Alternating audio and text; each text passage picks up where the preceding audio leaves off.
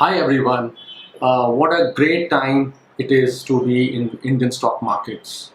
We are scaling new highs every day, and it's clearly a great time of history to be an investor in Indian stock market at least.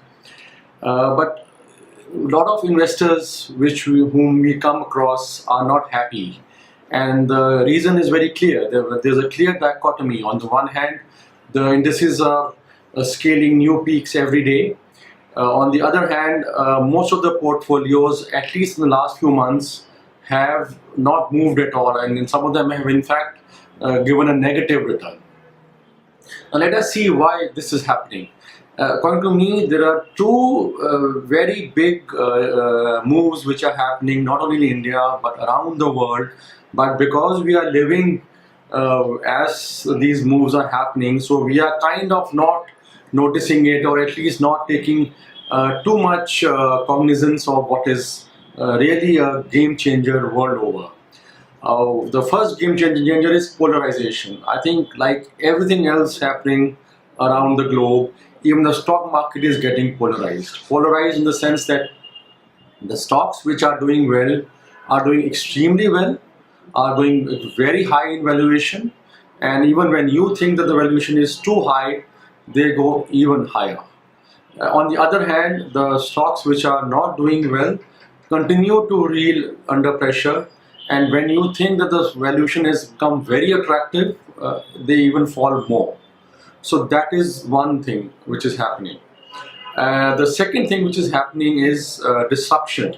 Disruption in many ways. Disruption not only in new technologies coming in, disruption in the way distribution is happening, disruption in the way sales are happening, disruption in way product pricing, disruption in product quality, disruption in everything.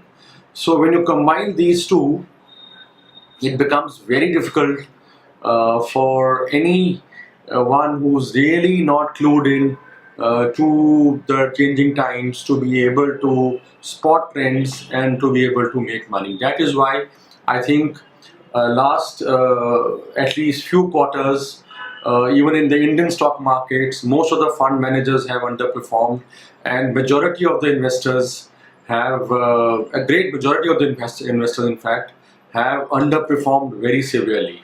Now, while there's a good news is that this bull market will certainly continue. The bad news is that this polarization and disruption will certainly continue. We may even, in my opinion, get more accentuated and more pronounced as we go forward. So as investors, how do we really benefit, and how do we protect our portfolio from all what is happening? Two ways, according to me. One is that either you should have the ability to be able to spot trends, to be able to do more than what you have been doing earlier, to take up this challenge, and to be a very efficient and a very vigilant stock manager. If you're not, the other way is that if you should know someone whom you can trust, not only his ethics but also his performance capability, and also his ability to spot trends in this challenging and changing environment.